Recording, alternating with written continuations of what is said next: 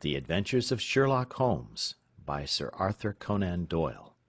Adventure 3, A Case of Identity.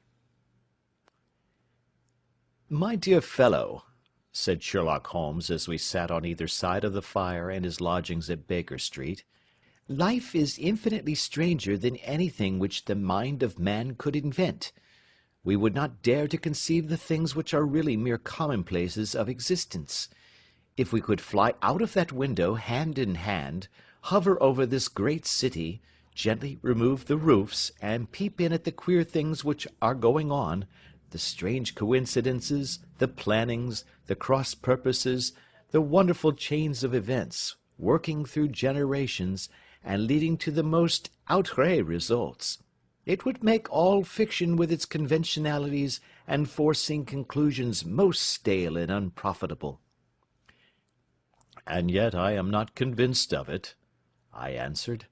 "The cases which come to light in the papers are, as a rule, bald enough and vulgar enough.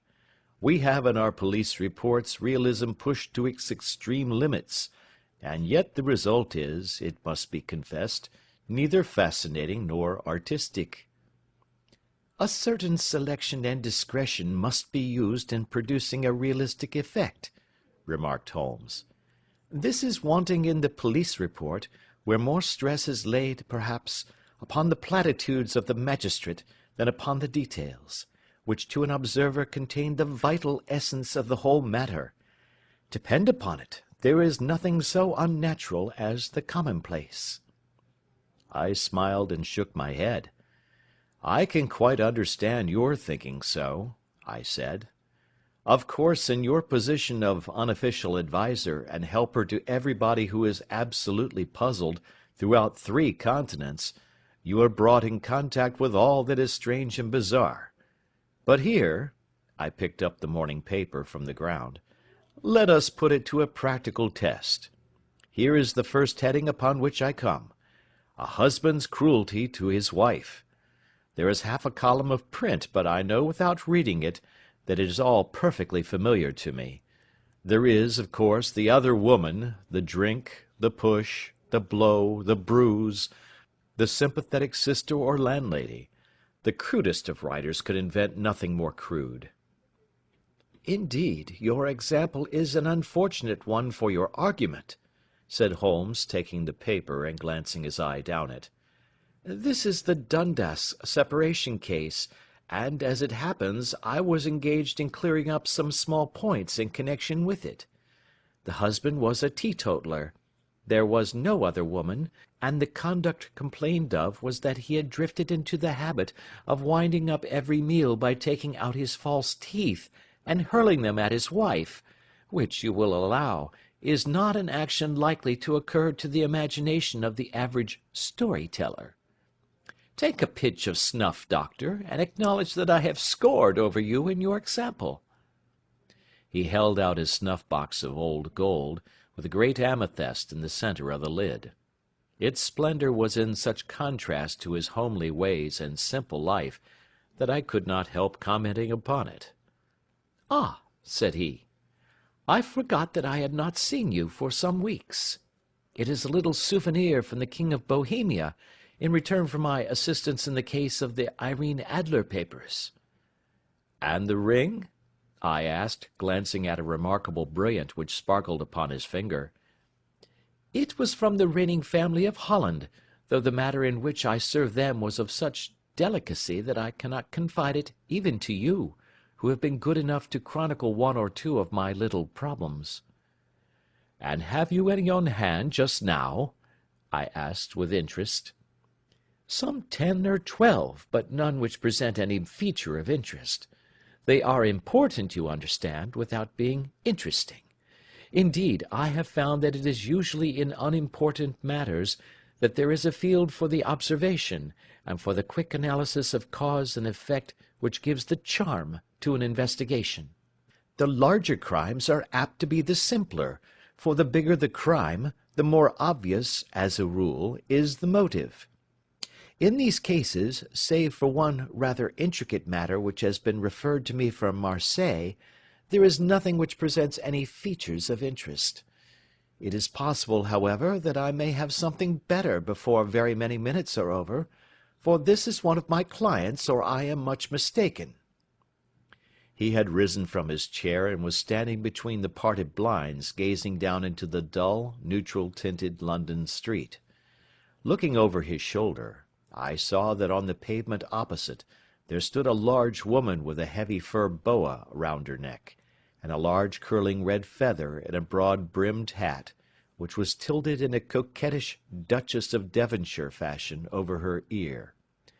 From under this great panoply she peeped up in a nervous, hesitating fashion at our windows, while her body oscillated backward and forward, and her fingers fidgeted with her glove buttons.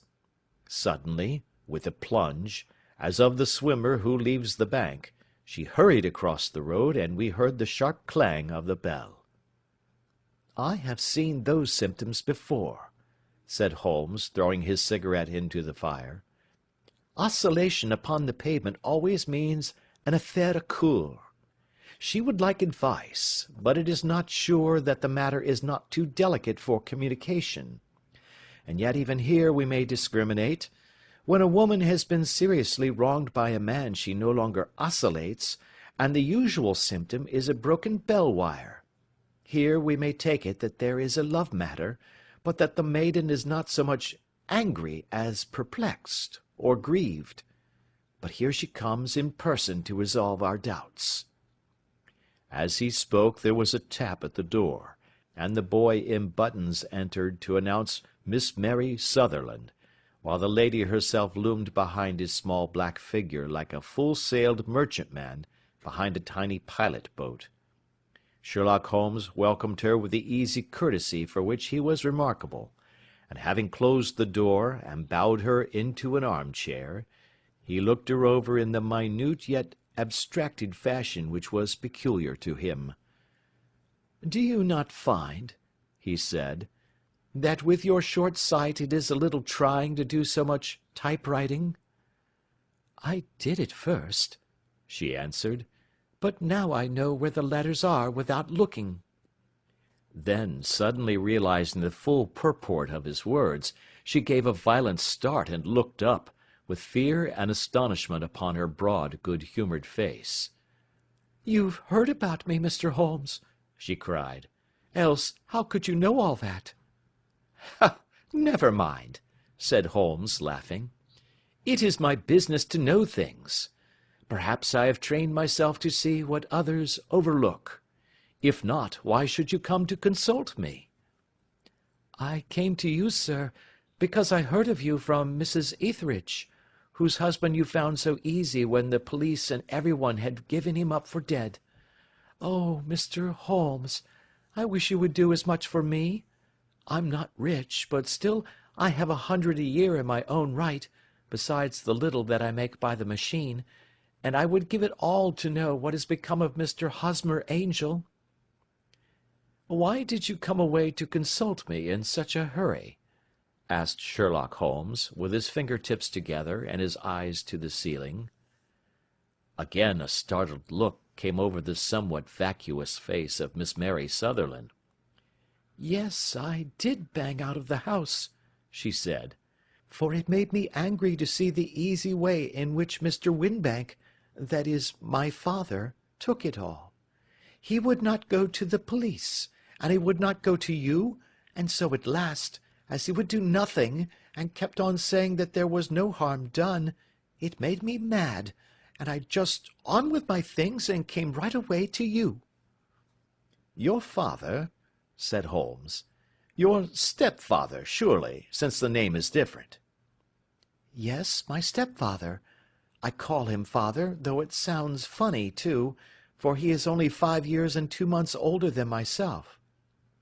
"And your mother is alive?" "Oh, yes, mother is alive and well. I wasn't best pleased, Mr. Holmes, when she married again so soon after father's death, and a man who was nearly 15 years younger than herself. Father was a plumber in the Tottenham Court Road, and he left a tidy business behind him, which mother carried on with Mr. Hardy, the foreman. But when Mr. Windibank came, he made her sell the business, for he was very superior, being a traveller in wines.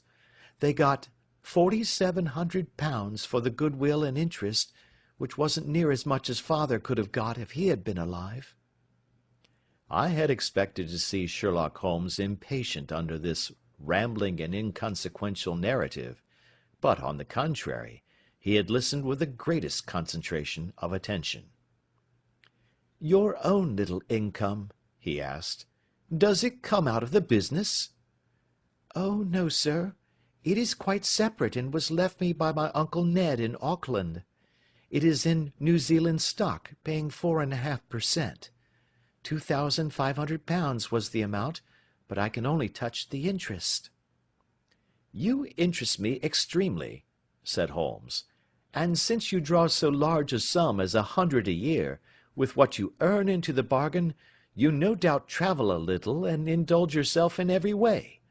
I believe that a single lady can get on very nicely upon an income of about £60. "I could do with much less than that, Mr. Holmes, but you understand that as long as I live at home I don't wish to be a burden to them, and so they have the use of the money just while I am staying with them. Of course, that is only just for the time. Mr. Windibank draws my interest every quarter and pays it over to mother, and I find that I can do pretty well with what I earn at typewriting. It brings me twopence a sheet, and I can often do from 15 to 20 sheets in a day." "You have made your position very clear to me," said Holmes. "This is my friend, Dr. Watson, before whom you can speak as freely as before myself. Kindly tell us now all about your connection with Mr. Hosmer Angel." A flush stole over Miss Sutherland's face, and she picked nervously at the fringe of her jacket. "I met him first at the gasfitters' ball," she said. "They used to send father tickets when he was alive, and then afterwards they remembered us, and sent them to mother. Mr. Windibank did not wish us to go. He never did wish us to go anywhere. He would get quite mad if I wanted so much as to join a Sunday school treat. But this time I was set on going, and I would go, for what right had he to prevent? He said the folk were not fit for us to know, when all father's friends were to be there, and he said that I had nothing fit to wear, when I had my purple plush that I had never so much as taken out of the drawer. At last, when nothing else would do, he went off to France upon the business of the firm, but we went, mother and I, with Mr. Hardy, who used to be our foreman, and it was there I met Mr. Hosmer Angel." "I suppose," said Holmes, "that when Mr. Windibank came back from France, he was very annoyed at your having gone to the ball." "Oh, well, he was very good about it. He laughed, I remember, and shrugged his shoulders, and said there was no use denying anything to a woman, for she would have her way." "I see. Then at the gasfitters' ball you met, as I understand, a gentleman called Mr. Hosmer Angel." "Yes, sir. I met him that night, and he called next day to ask if we had got home all safe, and after that we met him. That is to say, Mr. Holmes, I met him twice for walks, but after that father came back again, and Mr. Hosmer Angel could not come to the house any more." "No." "Well, you know father didn't like anything of the sort. He wouldn't have any visitors if he could help it, and he used to say that a woman should be happy in her own family circle. But then, as I used to say to mother, a woman wants her own circle to begin with, and I had not got mine yet." "But how about Mr. Hosmer Angel? Did he make no attempt to see you?" "Well, father was going off to France again in a week, and Hosmer wrote and said that it would be safer and better not to see each other until he had gone. We could write in the meantime, and he used to write every day. I took the letters in the morning, so there was no need for father to know." "Were you engaged to the gentleman at this time?" "Oh, yes, Mr. Holmes. We were engaged after the first walk that we took. Hosmer, Mr. Angel, was a cashier in an office in Leadenhall Street, and—" "What office?" "That's the worst of it, Mr. Holmes. I don't know. Where did he live, then? He slept on the premises. And you don't know his address? No, except that it was Leadenhall Street. Where did you address your letters, then? To the Leadenhall Street post office, to be left till called for. He said that if they were sent to the office he would be chaffed by all the other clerks about having letters from a lady, so I offered to typewrite them, like he did his, but he wouldn't have that, for he said that when I wrote them they seemed to come from me, but when they were typewritten he always felt that the machine had come between us. That will just show you how fond he was of me, Mr. Holmes, and the little things that he would think of." "It was most suggestive," said Holmes. "It has long been an axiom of mine that the little things are infinitely the most important. Can you remember any other little things about Mr. Hosmer Angel?" "He was a very shy man, Mr. Holmes. He would rather walk with me in the evening than in the daylight, for he said that he hated to be conspicuous. Very retiring and gentlemanly he was. Even his voice was gentle. He'd had the quinsy and swollen glands when he was young, he told me, and it had left him with a weak throat and a hesitating, whispering fashion of speech. He was always well dressed, very neat and plain, but his eyes were weak just as mine are, and he wore tinted glasses against the glare." "Well, and what happened when Mr. Windibank, your stepfather, returned to France?"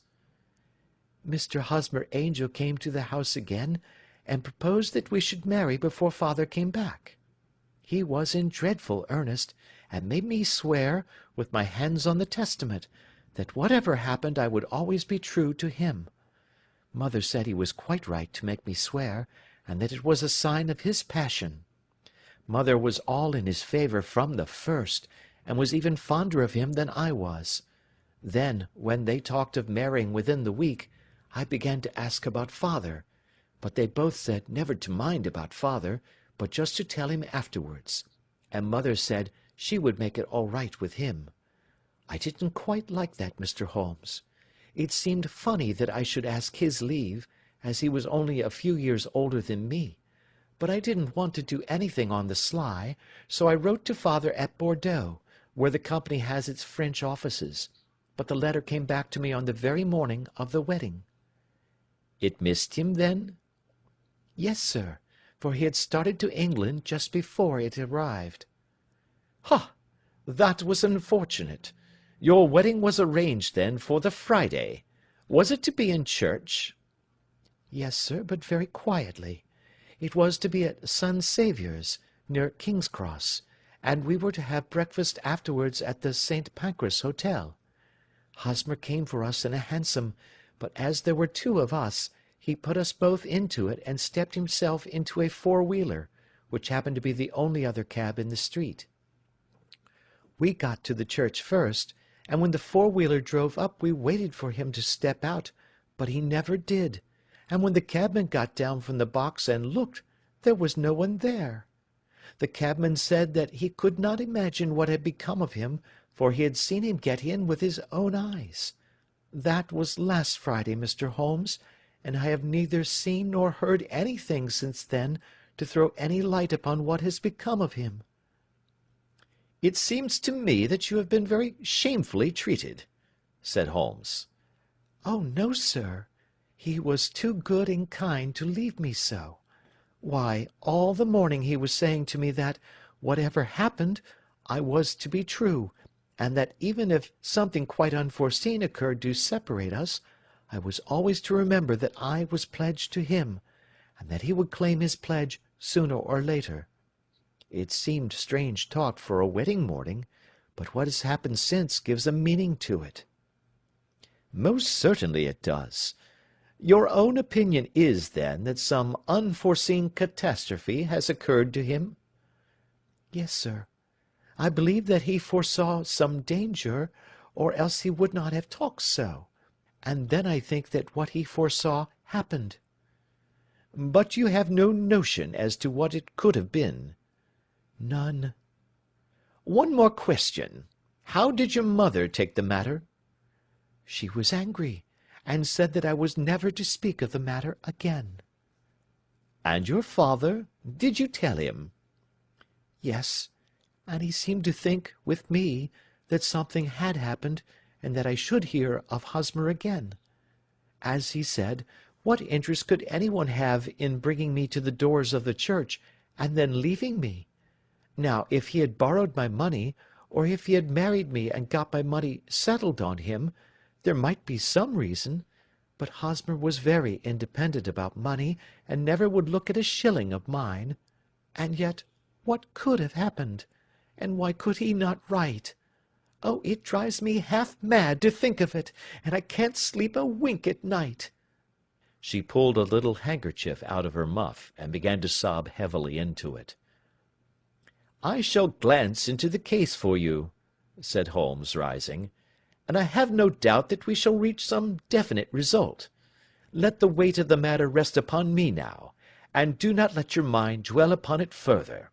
Above all, try to let Mr. Hosmer Angel vanish from your memory, as he has done from your life." "Then you don't think I'll see him again?" "I fear not." "Then what has happened to him?" "You will leave that question in my hands. I should like an accurate description of him, and any letters of his which you can spare." "I advertised for him in last Saturday's Chronicle," said she. "Here is the slip, and here are 4 letters from him." "Thank you. And your address?" "Number 31 Lion Place, Camberwell." "Mr. Angel's address you never had, I understand. Where is your father's place of business?" "He travels for Westhouse and Marbank, the great claret importers of Fenchurch Street." "Thank you. You have made your statement very clearly. You will leave the papers here, and remember the advice which I have given you. Let the whole incident be a sealed book, and do not allow it to affect your life." "You are very kind, Mr. Holmes, but I cannot do that. I shall be true to Hosmer. He shall find me ready when he comes back." For all the preposterous hat and the vacuous face, there was something noble in the simple faith of our visitor which compelled our respect. She laid her little bundle of papers upon the table and went her way, with a promise to come again whenever she might be summoned. Sherlock Holmes sat silent for a few minutes with his finger-tips still pressed together, his legs stretched out in front of him, and his gaze directed upward to the ceiling. Then he took down from the rack the old and oily clay pipe, which was to him as a counsellor, and, having lit it, he leaned back in his chair, with the thick blue cloud-wreaths spinning up from him, and a look of infinite languor in his face. "Quite an interesting study, that maiden," he observed. "I found her more interesting than her little problem, which, by the way, is rather a trite one. You will find parallel cases, if you consult my index, in Andover in '77, and there was something of the sort at The Hague last year. Old as is the idea, however, there were 1 or 2 details which were new to me, but the maiden herself was most instructive." "You appeared to read a good deal upon her which was quite invisible to me," I remarked. "Not invisible, but unnoticed, Watson. You did not know where to look, and so you missed all that was important. I can never bring you to realize the importance of sleeves, the suggestiveness of thumbnails, or the great issues that may hang from a bootlace. Now, what did you gather from that woman's appearance? Describe it." "Well, she had a slate-coloured, broad-brimmed straw hat, with a feather of a brickish red. Her jacket was black, with black beads sewn upon it, and a fringe of little black jet ornaments. Her dress was brown, rather darker than coffee colour, with a little purple plush at the neck and sleeves. Her gloves were greyish and were worn through at the right forefinger. Her boots I didn't observe. She had small, round, hanging gold earrings, and a general air of being fairly well-to-do in a vulgar, comfortable, easy-going way." Sherlock Holmes clapped his hands softly together and chuckled. "'Pon my word, Watson, you are coming along wonderfully. You have really done very well indeed. It is true that you have missed everything of importance, but you have hit upon the method, and you have a quick eye for colour. Never trust to general impressions, my boy, but concentrate yourself upon details. My first glance is always at a woman's sleeve. In a man it is perhaps better first to take the knee of the trouser. As you observe, this woman had plush upon her sleeves, which is a most useful material for showing traces. The double line a little above the wrist, where the typewriter presses against the table, was beautifully defined. The sewing machine, of the hand type, leaves a similar mark, but only on the left arm, and on the side of it farthest from the thumb, instead of being right across the broadest part, as this was. I then glanced at her face, and, observing the dint of a pince-nez at either side of her nose, I ventured to remark upon short sight in typewriting, which seemed to surprise her. It surprised me. But surely it was obvious. I was then much surprised and interested on glancing down to observe that, though the boots which she was wearing were not unlike each other, they were really odd ones, the one having a slightly decorated toe-cap, and the other a plain one. One was buttoned only in the 2 lower buttons out of 5, and the other at the 1st, 3rd, and 5th. Now, when you see that a young lady, otherwise neatly dressed, has come away from home with odd boots, half buttoned, it is no great deduction to say that she came away in a hurry. And what else? I asked, keenly interested, as I always was, by my friend's incisive reasoning. I noted in passing that she had written a note before leaving home, but after being fully dressed. You observed that her right glove was torn at the forefinger, but you did not apparently see that both glove and finger were stained with violet ink. She had written in a hurry and dipped her pen too deep. It must have been this morning, or the mark would not remain clear upon the finger. All this is amusing, though rather elementary, but I must go back to business, Watson. Would you mind reading me the advertised description of Mr. Hosmer Angel? I held the little printed slip to the light.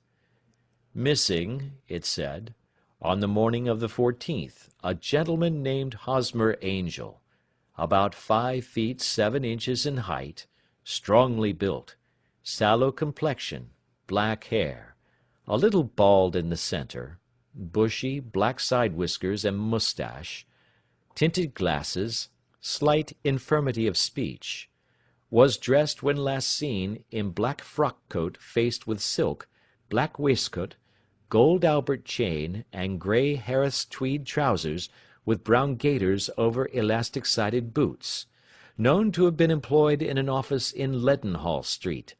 Anybody bringing— "That will do," said Holmes. "As to the letters," he continued, glancing over them, "they are very commonplace. Absolutely no clue in them to Mr. Angel, save that he quotes Balzac once. There is one remarkable point, however, which will no doubt strike you." "They are typewritten," I remarked. "Not only that, but the signature is typewritten. Look at the neat little Hosmer Angel at the bottom. There is a date, you see, but no superscription except Leadenhall Street, which is rather vague. The point about the signature is very suggestive. In fact, we may call it conclusive." "Of what?" "My dear fellow, is it possible you do not see how strongly it bears upon the case?" "I cannot say that I do, unless it were that he wished to be able to deny his signature if an action for breach of promise were instituted." "No, that was not the point. However, I shall write 2 letters, which should settle the matter. One is to a firm in the city, the other is to the young lady's stepfather, Mr. Windibank, asking him whether he could meet us here at 6 o'clock to-morrow evening. It is just as well that we should do business with the male relatives. And now, doctor, we can do nothing until the answers to those letters come, so we may put our little problem upon the shelf for the interim." I had had so many reasons to believe in my friend's subtle powers of reasoning and extraordinary energy in action, that I felt that he must have some solid grounds for the assured and easy demeanour with which he treated the singular mystery which he had been called upon to fathom. Once only had I known him to fail, in the case of the King of Bohemia and the Irene Adler photograph, but when I looked back to the weird business of the sign of 4, and the extraordinary circumstances connected with the study in scarlet, I felt that it would be a strange tangle indeed which he could not unravel. I left him then, still puffing at his black clay pipe, with the conviction that when I came again on the next evening, I would find that he held in his hands all the clues which would lead up to the identity of the disappearing bridegroom of Miss Mary Sutherland. A professional case of great gravity was engaging my own attention at the time, and the whole of next day I was busy at the bedside of the sufferer. It was not until close upon 6 o'clock that I found myself free, and was able to spring into a hansom and drive to Baker Street, half afraid that I might be too late to assist at the dénouement of the little mystery. I found Sherlock Holmes alone, however, half asleep, with his long, thin form curled up in the recesses of his armchair. A formidable array of bottles and test-tubes, with a pungent, cleanly smell of hydrochloric acid, told me that he had spent his day in the chemical work which was so dear to him. "Well, have you solved it?" I asked as I entered. Yes, it was the bisulfate of baryta. "No, no, the mystery!" I cried. Oh, that! I thought of the salt that I had been working upon. There was never any mystery in the matter, though, as I said yesterday, some of the details are of interest. The only drawback is that there is no law, I fear, that can touch the scoundrel." "Who was he, then, and what was his object in deserting Miss Sutherland?"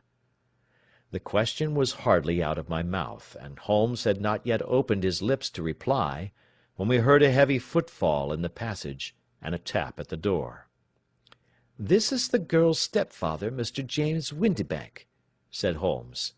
"He has written to me to say that he would be here at 6. Come in." The man who entered was a sturdy, middle-sized fellow, some 30 years of age, clean-shaven, and sallow-skinned, with a bland, insinuating manner, and a pair of wonderfully sharp and penetrating grey eyes. He shot a questioning glance at each of us, placed his shiny top-hat upon the sideboard, and with a slight bow sidled down into the nearest chair. "Good evening, Mr. James Windibank," said Holmes. "I think that this typewritten letter is from you, in which you have made an appointment with me for 6 o'clock?" "Yes, sir. I am afraid that I am a little late, but I am not quite my own master, you know. I am sorry that Miss Sutherland has troubled you about this little matter, for I think it is far better not to wash linen of the sort in public. It was quite against my wishes that she came, but she is a very excitable, impulsive girl, as you may have noticed, and she is not easily controlled when she has made up her mind on a point. Of course, I did not mind you so much, as you are not connected with the official police, but it is not pleasant to have a family misfortune like this noised abroad. Besides, it is a useless expense, for how could you possibly find this Hosmer Angel?" "On the contrary," said Holmes quietly, "I have every reason to believe that I will succeed in discovering Mr. Hosmer Angel." Mr. Windibank gave a violent start and dropped his gloves. "I am delighted to hear it," he said. "It is a curious thing," remarked Holmes, "that a typewriter has really quite as much individuality as a man's handwriting. Unless they are quite new, no two of them write exactly alike. Some letters get more worn than others, and some wear only on one side. Now, you remark in this note of yours, Mr. Windibank, that in every case there is some little slurring over of the E, and a slight defect in the tail of the R. There are 14 other characteristics, but those are the more obvious." "We do all our correspondence with this machine at the office, and no doubt it is a little worn," our visitor answered, glancing keenly at Holmes with his bright little eyes. And now I will show you what is really a very interesting study, Mr. Windibank," Holmes continued. "I think of writing another little monograph some of these days on the typewriter and its relation to crime. It is a subject to which I have devoted some little attention. I have here 4 letters which purport to come from the missing man. They are all typewritten. In each case, not only are the E's slurred and the R's tailless, but you will observe, if you care to use my magnifying lens, that the 14 other characteristics to which I have alluded are there as well." Mr. Windibank sprang out of his chair and picked up his hat. "I cannot waste time over this sort of fantastic talk, Mr. Holmes," he said. "If you can catch the man, catch him, and let me know when you have done it." "Certainly," said Holmes, stepping over and turning the key in the door. "I let you know then that I have caught him." "What? Where?" shouted Mr. Windibank, turning white to his lips and glancing about him like a rat in a trap. "Oh, it won't do. Really it won't," said Holmes suavely. "There is no possible getting out of it, Mr. Windibank. It is quite too transparent, and it was a very bad compliment when you said that it was impossible for me to solve so simple a question. That's right. Sit down and let us talk it over." Our visitor collapsed into a chair, with a ghastly face and a glitter of moisture on his brow. It's not actionable," he stammered. "I am very much afraid that it is not. But between ourselves, Windibank, it was as cruel and selfish and heartless a trick in a petty way as ever came before me. Now, let me just run over the course of events, and you will contradict me if I go wrong."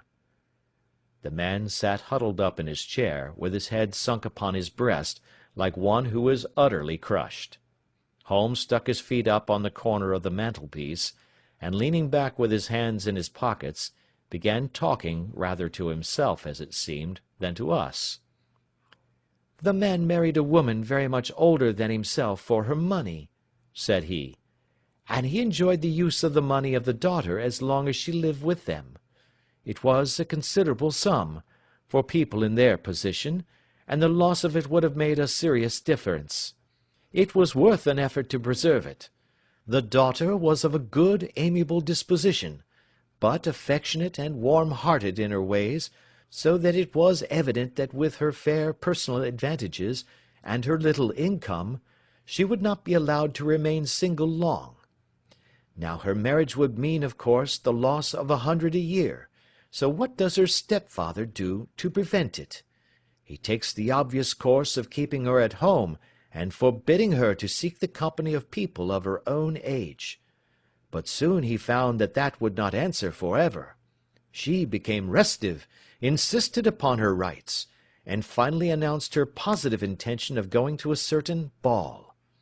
What does her clever stepfather do then? He conceives an idea more creditable to his head than to his heart. With the connivance and assistance of his wife, he disguised himself, covered those keen eyes with tinted glasses, masked the face with a moustache and a pair of bushy whiskers, sunk that clear voice into an insinuating whisper, and doubly secure on account of the girl's short sight, he appears as Mr. Hosmer Angel, and keeps off other lovers by making love himself. "It was only a joke at first," groaned our visitor. "We never thought that she would have been so carried away." "Very likely not. However that may be, the young lady was very decidedly carried away, and having quite made up her mind that her stepfather was in France, the suspicion of treachery never for an instant entered her mind. She was flattered by the gentleman's attentions, and the effect was increased by the loudly expressed admiration of her mother. Then Mr. Angel began to call, for it was obvious that the matter should be pushed as far as it would go if a real effect were to be produced.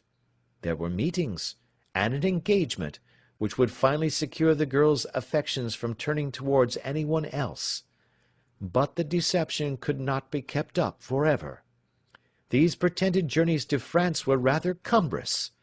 The thing to do was clearly to bring the business to an end in such a dramatic manner that it would leave a permanent impression upon the young lady's mind, and prevent her from looking upon any other suitor for some time to come. Hence those vows of fidelity exacted upon a testament, and hence also the allusions to a possibility of something happening on the very morning of the wedding. James Windibank wished Miss Sutherland to be so bound to Hosmer Angel, and so uncertain as to his fate, that for 10 years to come, at any rate, she would not listen to another man. As far as the church door he brought her, and then, as he could go no farther, he conveniently vanished away by the old trick of stepping in at one door of a four-wheeler, and out at the other. I think that was the chain of events, Mr. Windibank." Our visitor had recovered something of his assurance while Holmes had been talking, and he rose from his chair now with a cold sneer upon his pale face. "It may be so, or it may not, Mr. Holmes," said he. "But if you are so very sharp, you ought to be sharp enough to know that it is you who are breaking the law now, and not me. I have done nothing actionable from the first, but as long as you keep that door locked, you lay yourself open to an action for assault and illegal constraint." "The law cannot, as you say, touch you," said Holmes, unlocking and throwing open the door. "Yet there never was a man who deserved punishment more. If the young lady has a brother or a friend, he ought to lay a whip across your shoulders. By Jove!" he continued, flushing up at the sight of the bitter sneer upon the man's face. "It is not part of my duties to my client, but here's a hunting crop handy, and I think I shall just treat myself to—" He took 2 swift steps to the whip, but before he could grasp it there was a wild clatter of steps upon the stairs, the heavy hall door banged, and from the window we could see Mr. James Windibank running at the top of his speed down the road. "There's a cold-blooded scoundrel," said Holmes, laughing, as he threw himself down into his chair once more. "That fellow will rise from crime to crime until he does something very bad and ends on a gallows. The case has, in some respects, been not entirely devoid of interest." "I cannot now entirely see all the steps of your reasoning," I remarked. "Well, of course it was obvious from the first that this Mr. Hosmer Angel must have some strong object for his curious conduct, and it was equally clear that the only man who really profited by the incident, as far as we could see, was the stepfather. Then the fact that the 2 men were never together, but that the one always appeared when the other was away, was suggestive. So were the tinted spectacles and the curious voice, which both hinted at a disguise, as did the bushy whiskers. My suspicions were all confirmed by his peculiar action in typewriting his signature, which, of course, inferred that his handwriting was so familiar to her that she would recognize even the smallest sample of it. You see, all these isolated facts, together with many minor ones, all pointed in the same direction." "And how did you verify them?" "Having once spotted my man, it was easy to get corroboration. I knew the firm for which this man worked. Having taken the printed description, I eliminated everything from it which could be the result of a disguise, the whiskers, the glasses, the voice, and I sent it to the firm, with a request that they would inform me whether it answered to the description of any of their travellers.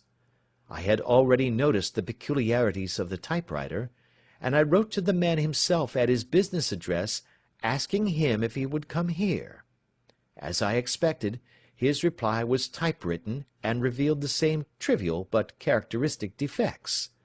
The same post brought me a letter from Westhouse and Marbank, of Fenchurch Street, to say that the description tallied in every respect with that of their employee, James Windibank. Voilà tout." "And Miss Sutherland?" "If I tell her, she will not believe me. You may remember the old Persian saying, 'There is danger for him who taketh the tiger cub, and danger also for whoso snatches a delusion from a woman.' There is as much sense in Hafiz as in Horace, and as much knowledge of the world." End of Adventure 3.